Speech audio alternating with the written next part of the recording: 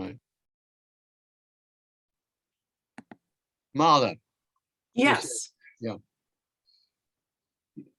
Did you want to say any more about next month before we get over? Or are you done? Okay. No, I'm fine. I've always been a little bit obsessed with disease in 19th century novels, since the two earliest 19th century novels I read, and I read them repeatedly, were The Secret Garden, which opens with a great deal of death of the protagonist's parents and many other people off the main action in India, and then Little Women, where I think in the first or second chapter a neighbor's baby dies when the girls go over to take care, to help out the poor family, so to speak. And it's, over the years, I've thought a lot about disease and poverty, and disease and the wealthy, and so on. And obviously the last 2 years sitting here in New York City has given me a lot of opportunity to think about this more. So it seemed like a good topic. Okay, well, I'm sorry, as I said, not much sleep. I've got to set up the screen share now. Thank you. Do I screen share? Do you have slides? Surgeon, sorry. I think it should be all right now. Surgeon, do you want to share your screen? Yes. I'm going to mute myself. And will everybody else mute now? Thank you. Okay, but Alban, were you going to say, something video game? Albans in June, so I think we can leave that way. We're a little behind that. Well, because that's in June, isn't it? No, we normally do the next month, I think, and then. I was going to do tonight, unless Sir is ready to do his. I'm easy either way. I was going to be the substitute. I had number 12 on my back. Okay. Oh, I'm with you. Yeah, but as Michael said, Surgeon's happy. Go as planned, so I can. We're ready for surgeon. He's got the students here as well. So, thank you, Alban. Okay. Thank you. Over to you now. You need to share screen. Okay. You should be able to do it now. If you have slides. Yeah. Just a second. Excellent.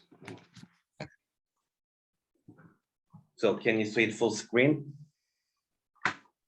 We're seeing your whole PowerPoint setup rather than the presentation mode. You might want to enlarge it so it becomes a slide screen. I've actually enlarged it, but just a second. On to slideshow setting. On the bottom, there you go. Okay, I will. There you go. Right.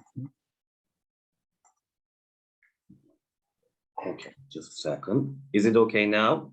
That's just the normal PowerPoint. You might want to go to. It's something along the top, isn't it? So yeah, there should be something that says. My Turkish isn't very good. No, something that says slideshow. Okay. I guess it's Slate, whatever it is, Gobber, whatever that one maybe.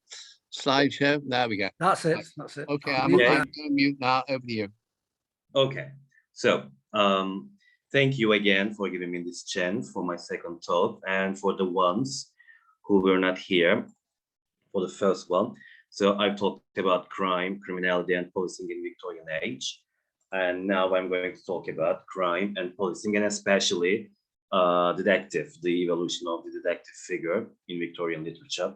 And well, I've put Murders in the Rue Morgue by Poe and Sherlock Holmes to the other side, because it starts with Poe. I mean, Victorian crime fiction is supposed to start with Poe and end with Sherlock Holmes at the end of the 19th century. So, but I'm mostly focused on actually mid-Victorian age, which was the field of my study. I talk about mostly Dickens and Wilkie Collins and their influence on late Victorian crime fiction. Anyway, as I said, I've talked about crime and policing in the Victorian age in the previous one, so I'll go on with Victorian literature. So since crime arose great interest in the Victorian society, the popularity of crime fiction with its variations was a reflection of this excitement. The nature of the bestsellers of that time included criminal stories about any kind of transgression. Whether a focus on the criminal, the legal system, or the detective when tracing a crime, there were interesting motives for reading those stories, together with the real narratives of crime. as long as they contained a crime and an exciting storyline. So it was inevitable for these stories to be read by high numbers of people. So the depiction of criminals and the question of mystery became a fundamental concern for many of the Victorian novelists. Crime fiction started to appear as a genre and drove attention in the late 18th century. As it coincides with the Gothic stories, it's generally related to that genre in terms of its content. However, crime fiction dwells on the issues of criminality and generally detection of crimes in a period when laws were controversial. Gothic novels, nevertheless, aim to arouse the feelings of terror and excitement due to the use of mysterious events, and the solution is never in itself of much interest. Nonetheless, crime fiction focuses on the crime itself and unraveling criminals and mysteries. Even in the early 18th century, crime and criminal identity were of the issues the novelists dealt with in works such as Daniel Defoe's Moll Flanders, which is the fictional life story of a female criminal. And then William Godwin's Caleb Williams could be seen as an earlier version of a detective novel. Godwin, Mary Wollstonecraft's husband and Mary Shelley's father, was an advocate of anarchism, that is against exerting class divisions and using ineffective legal force. And Godwin sees a better system than aristocratic power.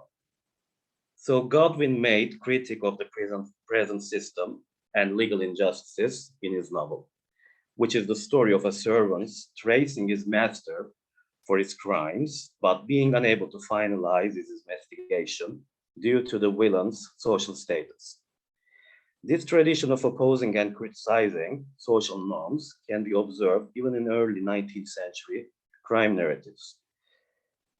There also appeared some memoirs of the police in the early 19th century. The memoirs of Eugene Vidocq was one of the earliest crime narratives of the police, which was published in English in 1829. Vidocq was originally a thief, but he later became the head of the Paris police. His memoirs are descriptions of some of his cases. And another precursor was anonymously published Richmond, Scenes in the Life of a Bow Street Runner in 1827, in which this fictional character discusses some of his cases again. Crime stories are supposed to involve a crime, criminal, victim, and usually a detective or the police. However, early crime writing didn't have any detectives, since there were none until the early 19th century. Only thief takers and constables were responsible for detection of crimes under the foundation of professional police in Britain. Among the earliest examples of crime stories in the 19th century were Newgate novels in the 1830s. They were coming from the Newgate calendar, which narrated the lives of criminals who lived in the 18th century, especially the ones in the Newgate prison. In the 18th century, these collections were published in different volumes by the chaplain of the Newgate prison. They continued to be reprinted and reissued throughout the 19th century.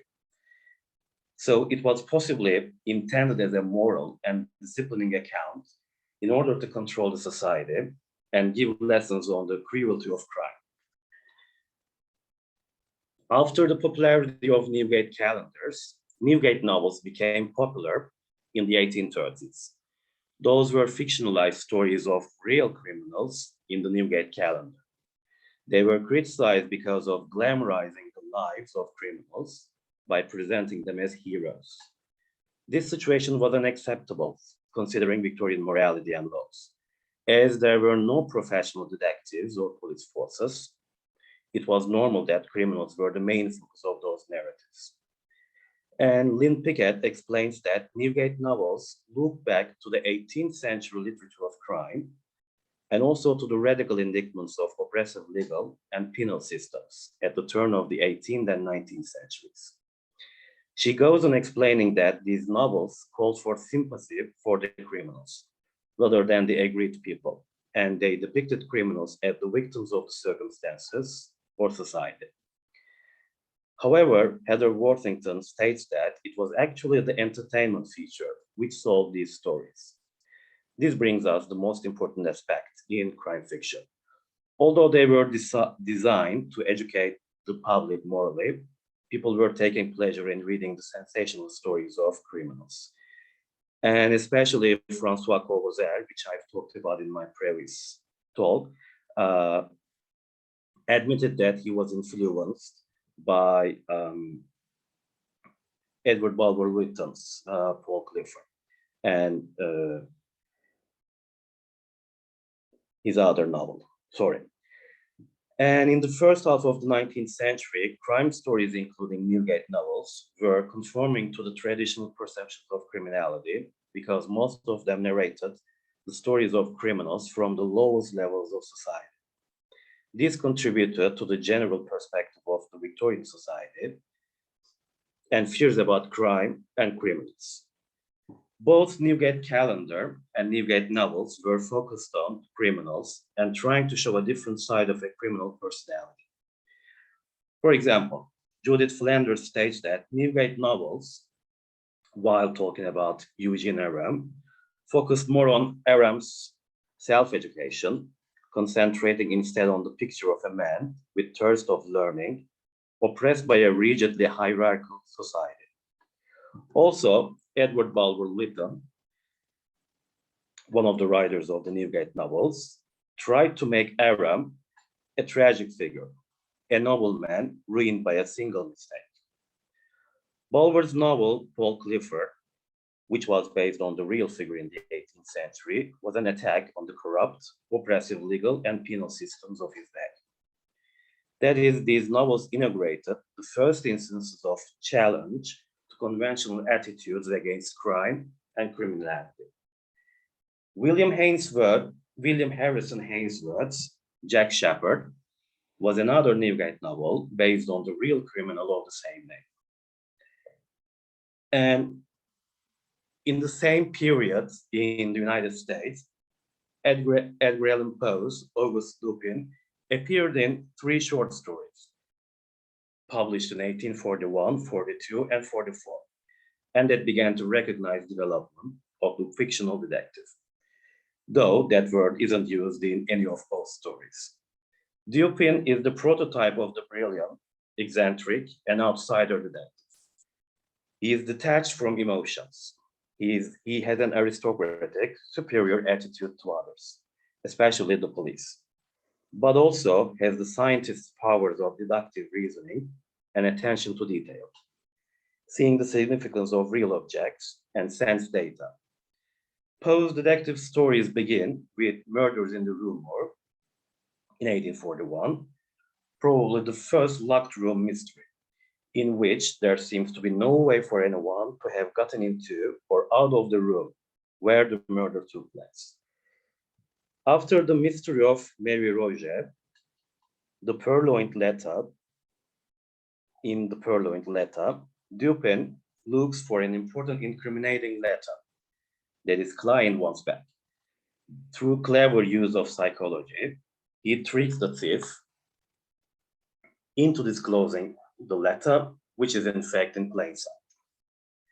And back in the UK, as the most acclaimed Victorian novelist, Charles Dickens' engagement with issues of crime and problematic aspects of the legal system was part of his fiction. Dickens, for the first time in Oliver Twist, introduces the professional criminal Fagin, who turns homeless boys into criminals. Dickens' employment of the themes and issues circumambient crime with its social causes is not surprising. So, as an eminent observer of his time, Dickens adopts the themes of crime and criminality as prominent literary trends, which continues to prevail during his writing career. Although he possibly didn't decide to write crime fiction in the first place, there is often a mystery to be unraveled in a Dickens novel. and criminal issues and justice system usually receive strong criticism. Writing in the 1820s, William Holsworth demonstrates that Dickens's representations of the law were of value to legal historians because they could supply material which we cannot get anywhere else. And also these pictures were painted by a man with extraordinary powers of observation who had first-hand information. In addition, he points out that Dickens's early experiences and training in a lawyer's office were influential on his creative writing and observation skills. Dickens's descriptions are usually considered to be more important than of any historians because he was an astute observer and received the original accounts, although he didn't have professional experience of the law. Moreover, his visits to his father, who was imprisoned in the Marshalsea prison for that, and his training in the offices of some attorneys left contributing impressions on him. Serialized and later published as a book in the early 1850s, Bleak House pioneers the sensation and detective fiction with its scandals and mysterious incidents in the plot. Michael Diamond considers Dickens to be a great influence on the sensation novel, especially after the publication of Bleak House, with its amalgam of murder, mystery, and densely plotted narrative. Like many of Dickens's novels, Bleak House is a very long novel with a lot of characters and sub-stories embedded in the plot. Nevertheless, the main plotline is structured around a dysfunctional legal system that concerns Chancery Court and the Jarndyce and Jarndyce case. And another storyline in the novel follows Lady Deadlock's mystery and Talking Horse murder, which is related to one another. Dickens' interest in trials and criminal cases and the fact that he accompanied police officers looking for criminals in the streets of London manifest themselves effectively in his writing. In Bleak House, he presents the intrusion of two elements into society. These are lawyers and detectives. Both of those agents are strictly castigated as representatives of the governmental control and discipline over society. Larry Wertheim attempts to show that law is inadequate in achieving moral ends and equity, and he states that law and lawyers not only fail to advance morality and justice, but in fact, significantly undermine and obstruct moral decency. As Dickens is aware of this condition, he initially employs the critic of law and lawyers by portraying them as indecent and immoral beings in a materialist society. Dickens refers to the authority of the police in one part of the novel about Joe, the homeless boy, and the constable. So here, I'm not going to read the whole. I mean, you can just have a very quick look at it. So the first important thing observed here is that a constable can easily take a little homeless boy into custody just because of his wanderings in the streets and not moving on although he is told to do so. As is mentioned in, before, the constables in the streets were more interested in controlling the society and social life instead of dealing with criminals and decreasing the crime rate, which was announced to have increased rapidly in the early 19th century. Accordingly, this power of the government and the supervision of a society are noticeable here. The problem is that Joe doesn't have a place to live in, and he doesn't even know where to go when he's told to move on with his life. So the injustice and defects in the social system show that the government doesn't care much and show concern to what happens to those abandoned boys. They are just commanded to get lost because they are regarded as threats to the social welfare, which is not that present in that region of London in the Victorian age. In addition to these legal issues, the detective as a prominent legal figure is foregrounded in the novel. Inspector Bucket in Charles Dickens' Bleak House could be one of the first detectives in English literature. However, he is a minor character in this long and multi-layered novel with a lot of subplots and characters. So the first one on the left is an illustration by Clayton Clark, and the actor in the middle is Ellen Armstrong, who played Inspector Bucket in BBC adaptation in 2005. And the one on the right is the actor Stephen Rea, who played Inspector Bucket in BBC One series, Dickensian, which was a kind of collection of different characters, was about 20 episodes, I guess. So Philip Collins points out that Dickens wasn't against and critical of the police force. However, he wasn't well aware of the political problems in a police community. Although Dickens shows great admiration, especially for the inspectors, it is not difficult to pinpoint the criticism of detection of crimes in relation to social atmosphere of the age, which is fraught with inequality and injustice. His lack of critique of the police force is rather related to the social class these officers are from.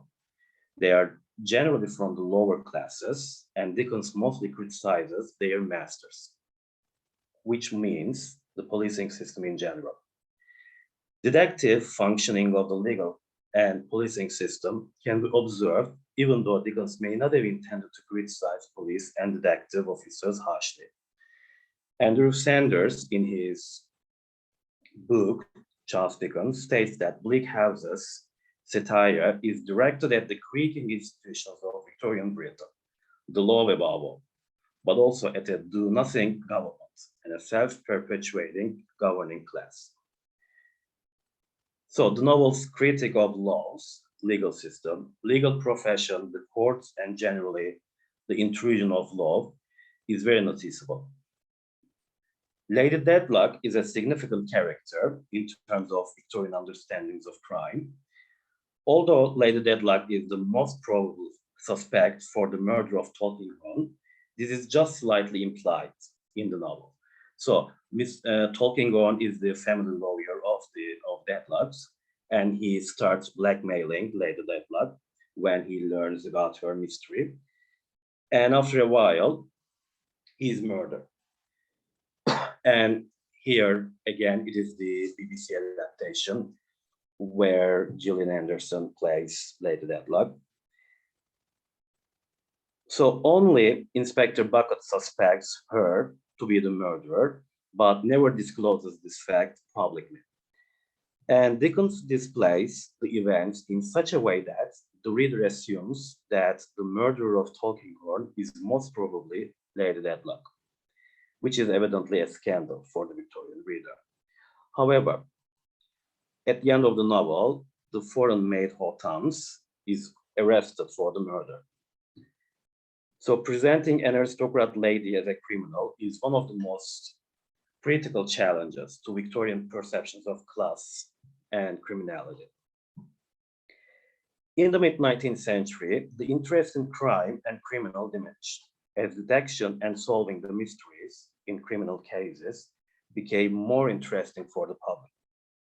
The increase and necessity for detectives were possibly very effective for its popularity, which continued with the Victorian sensation fiction and later with the detective stories.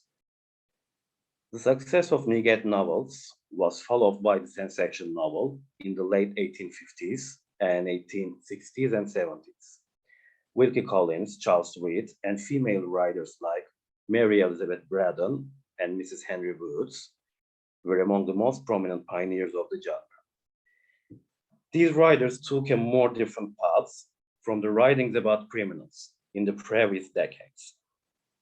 In other words, they were interested in different topics from the traditional ones in Victorian fiction.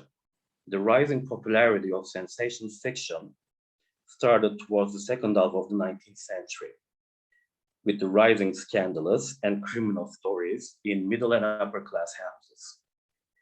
The term sensation novel included particular works of the 1860s, when the concept of sensation was all the rage.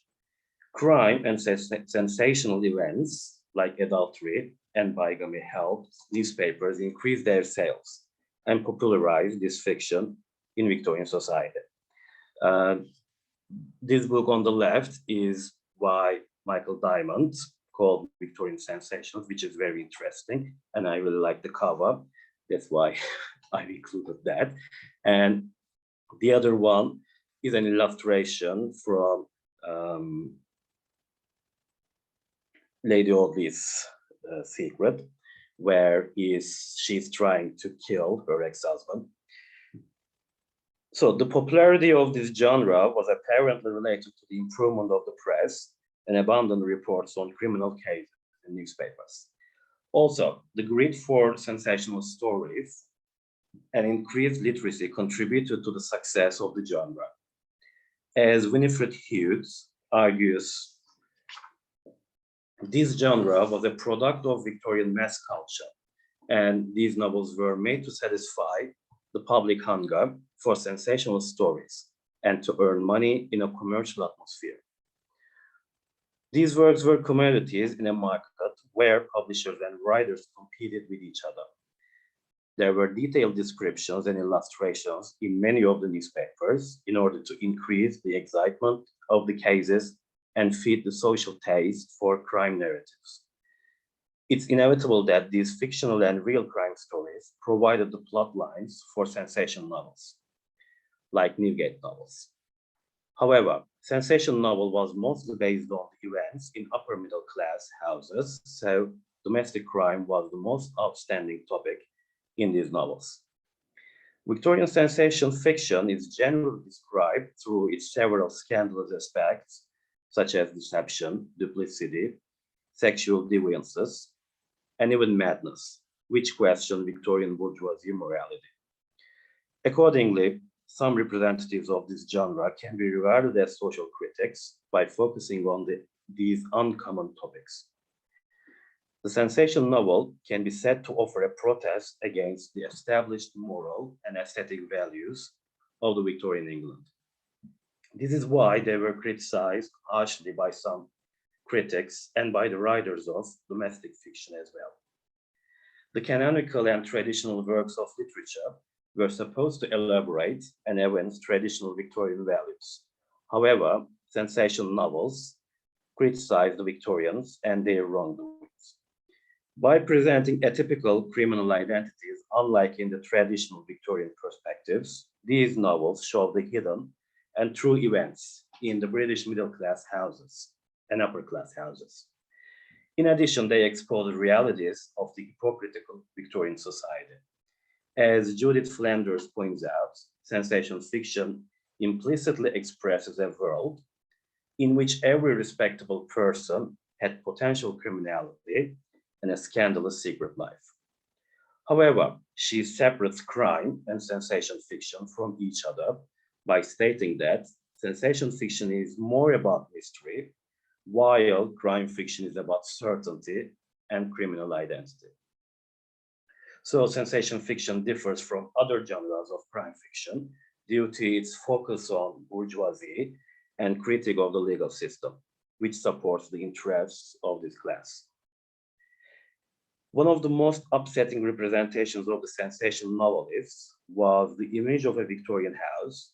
They maintained the idea that crime and scandals existed even in the most respectable families.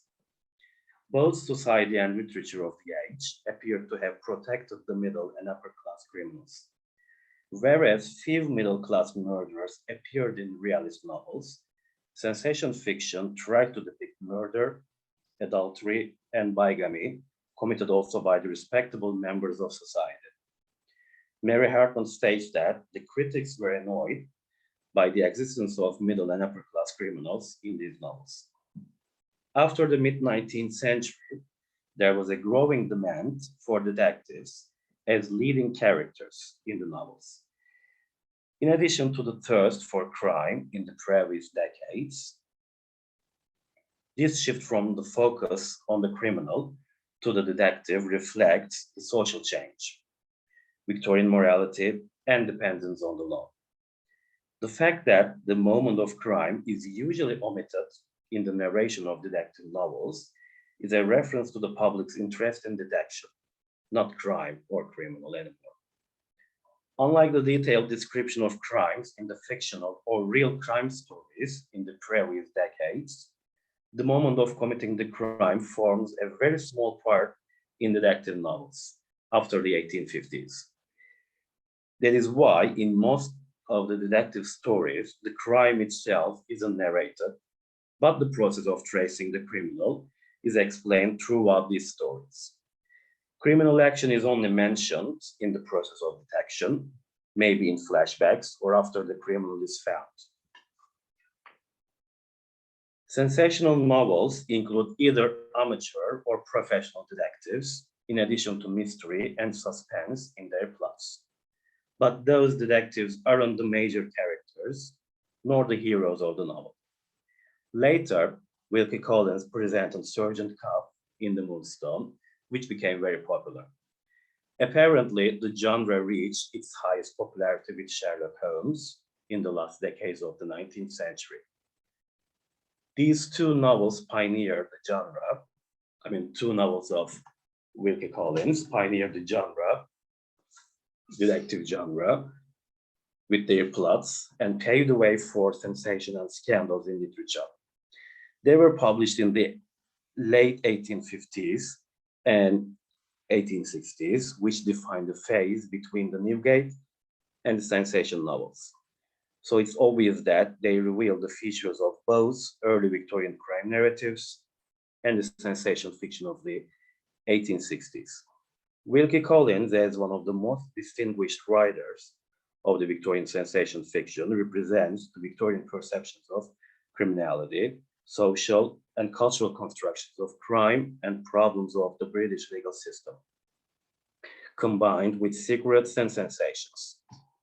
His fiction reflects many aspects, including an interest in detection, documentary information, and dynamics of social identity, blended with unconventional narrative styles. Many of his stories are constructed around legal issues, including wills, inheritance, marriage laws, and property rights in the 19th century. So that is why his stories focus on law and criminal issues, is possibly because he was trained as a lawyer but preferred writing.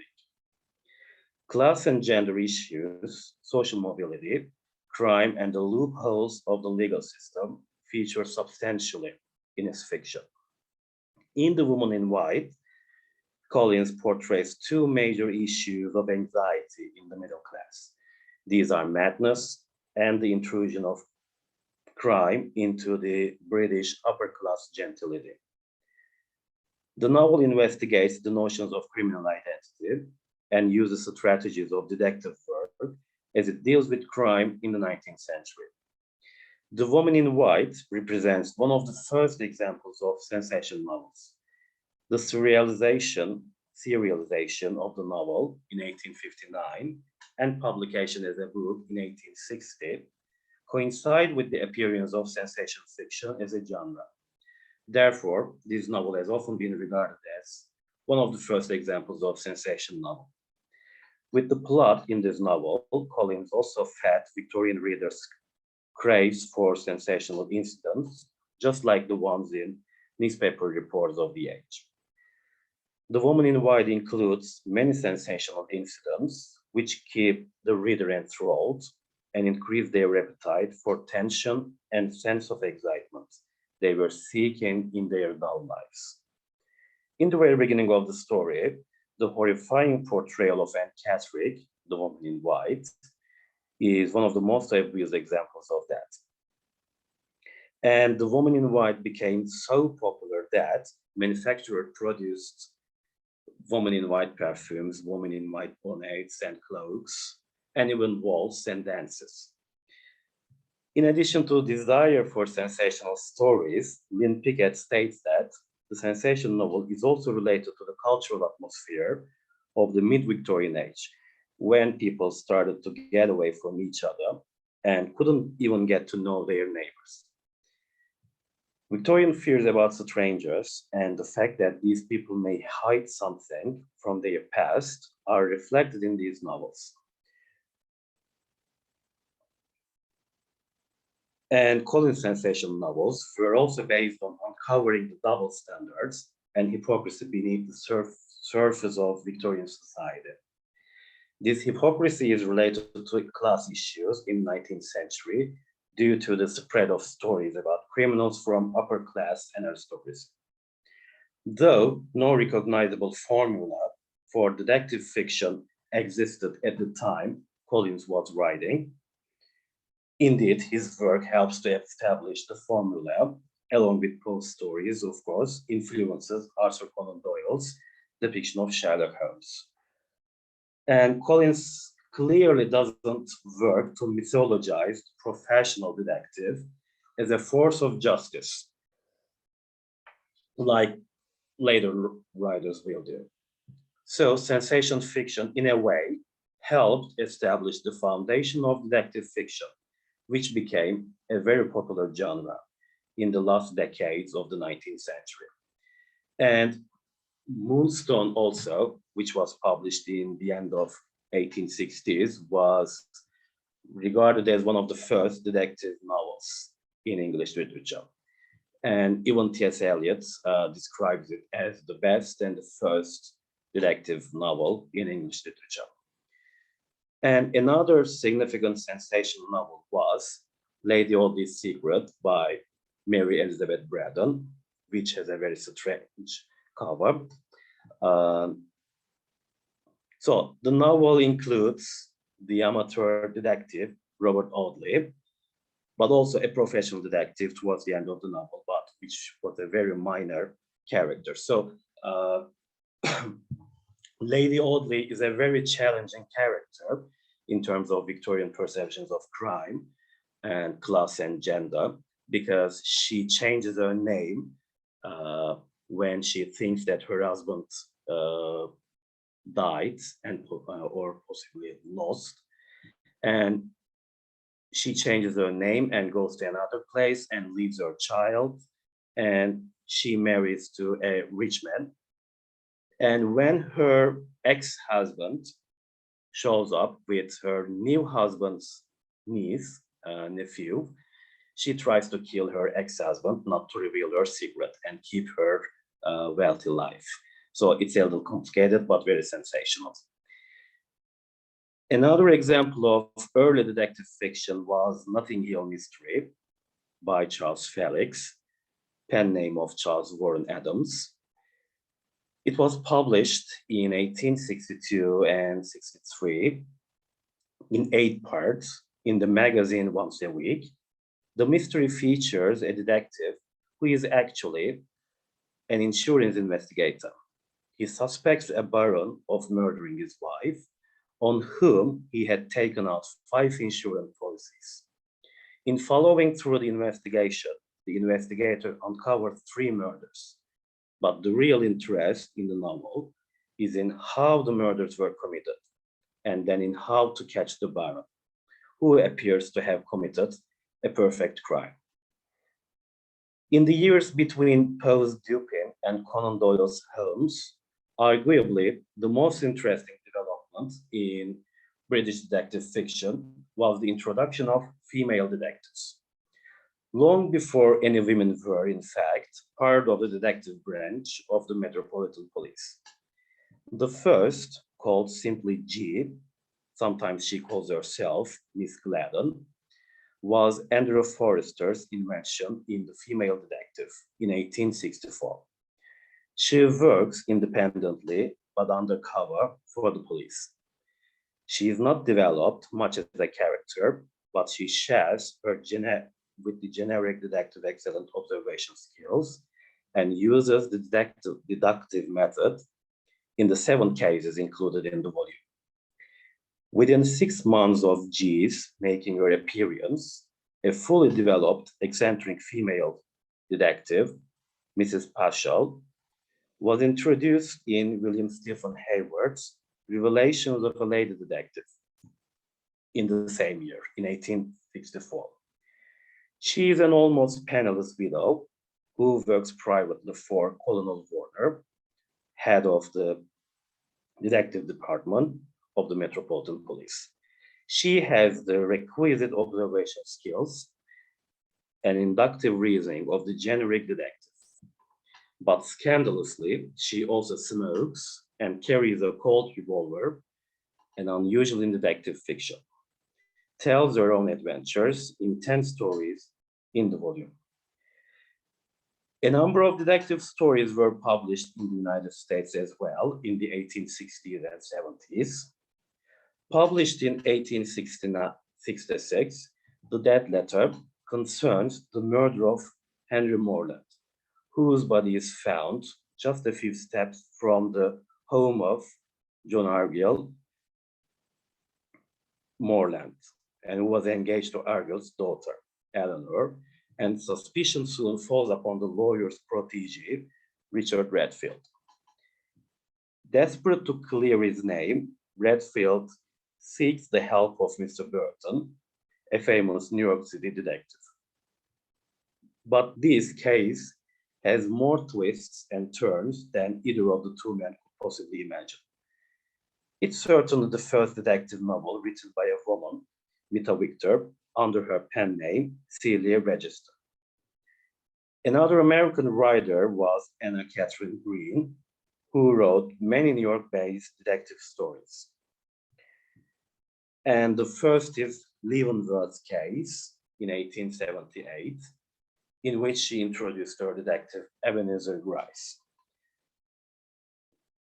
The bestsellers of the detective fiction in the period before Sherlock Holmes appeared were novel-length stories. The first was by Fergus Hume, whose The Mystery of a Hansom Cab sold almost 100,000 copies in its first two print runs in Australia and 300,000 in Britain in the first 6 months after publication in 1887. Fergus Hume was British, but spent most of his early life in New Zealand, and then worked as a barrister's clerk in Melbourne, Australia, which is where his detective novel is set. He moved to Britain in 1888, a year after the huge success of his novel. Hume's police detective, Detective Gorby, gets it wrong, and an innocent man is arrested. The solution of the crime is actually the result of investigations and logic by a lawyer, Colton, and a private detective, Killslip. The novel is notable for its representation of class divisions in the city, in particular between the wealthy and influential Frettleby family and the denizens of the slums around Middleburg Street, the uncovering of whose dark secrets leads to the solution. Fergus Hume is believed to have written about 100 novels, 100 crime novels, and where he spent the rest of his life in England after the success of The Mystery of Hansom Cab. So he was a really successful figure even before the coming of Sherlock Holmes. So now we come to Sherlock Holmes, and apparently the detective genre reached its highest popularity with Sir Arthur Conan Doyle's Sherlock Holmes in the last decades of the 19th century. Later detectives like him are intellectual members of who deal with crimes related to the upper classes of society. Stephen Knight describes Sherlock Holmes as an intelligent, moral, and energetic character. The first Sherlock Holmes novel appeared in print in 1887, and the second novel, The Sign of the Four, was published in 1890. However, the character's popularity increased with the first short stories published in the Strand magazine, starting with A Scandal in Bohemia in 1891. Sherlock Holmes, with his eccentric personality, deduction skills, and knowledge of forensic science, is a very interesting character for the reader, especially with the exciting short stories. However, Arthur Conan Doyle was really sick of Sherlock Holmes, and he decided to kill him in one of his short stories called The Final Problem in 1893, but there was a huge social outrage and a kind of crisis, and all the readers were frustrated. So after a while, because of this influence and forcing him to go on writing Sherlock Holmes stories, he decided to return from the dead. So in 1903, and The Adventure of the Empty House, we see Sherlock Holmes coming back and faking his death in the previous story. So you can imagine the influence and the pressure on the writer, even from the publishing houses. So at the same time with Sherlock Holmes stories, there were also some other writers who wrote detective stories at the same time with Conan Doyle, but they were overshadowed by the popularity of Sherlock Holmes. The Big Bow Mystery by Israel Zangwill wasn't the first locked room mystery ever published. It goes to Edgar Allan Poe, short story, The Murder in the Rue Morgue. However, this 1892 book is widely regarded as the first full-length novel to feature a murder in an enclosed space where it appears there could be no possible escape for the killer. And another work was by Arthur Morrison. The Dorrington Deadblock follows a London-based private detective named Horace Dorrington. Motivated by profit, Dorrington will do whatever it takes to catch criminals, even if that means killing them. This immoral and dishonest behavior extends to its clients as well, as Dorrington will manipulate anyone he can into hiring him. Outwardly polite, even-tempered, and charming, Dorrington is socially pleasant, but professionally corrupt. Told through the perspective of James Rigby, Dorrington's latest client, the Dorrington Deadblock begins when Rigby and Dorrington meet on a train. After appealing to Rigby's paranoia, Dorrington gets hired to save Rigby from a threat that the detective mostly made up. However, as Rigby's narration follows the private detective through his cases, it is impossible not to be fascinated with the way Dorrington works. As he solves crimes, recovers stolen items, outsmarts scammers, and exposes crooked businesses, Dorrington is unafraid to get his hands dirty. He is willing to intimidate, steal, or dispose of anything and anyone standing in the way of a resolved case. Originally published in the midst of the detective fiction craze, the Dorrington Deadblock is a collection of work that celebrates the anti-hero detective, featuring a variety of clever and interesting works of short fiction. The Dorrington Deadblock adds a unique dark twist to detective fiction. So Victorian crime fiction apparently influenced even detective stories in the early 20th century, especially the writers of the Golden Age, such as Agatha Christie, Dorothy Sayers, and Marjorie Allingham, because this story type reached its height during the Golden Age of crime fiction, and it is still much loved by the authors and the readers today. And we can see the influence of this Victorian crime fiction even on the contemporary crime fiction. Thank you.